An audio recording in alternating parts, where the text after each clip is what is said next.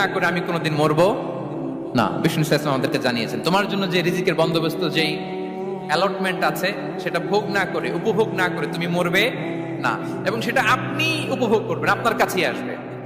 ধরুন আপনারা যে ফল আমেরিকাতে খান, এটা কি আমেরিকায় চাষ হয় ফল, নাকি কানাডা মেক্সিকো থেকে আসে? এখানেই হয়, আবার বাইরে থেকেও আসে। লেটস সে আপনি যেই অ্যাপেলটা দিয়ে আজকে ব্রেকফাস্ট করলেন, যে অ্যাপেলটা আপনি খেলেন, এটা মেক্সিকো থেকে এসেছে। ওই অ্যাপেলটা যখন কুড়ি অবস্থায় ছিল, মুকুল অবস্থায় ছিল, তখনই ওটার মধ্যে আপনার নাম লেখা। এর মধ্যে কত পাখি এসে ওই গাছে বসেছে, কত মুকুল নষ্ট করেছে, ওইটা নষ্ট করে নাই, কারণ ওইটা আপনি খাবেন। ওইটা পুষ্ট হয়ে সুন্দর একটা ফল হয়ে ইম্পোর্টেড হয়ে এটা আমেরিকাতে আসলো, আমেরিকার বাজারে।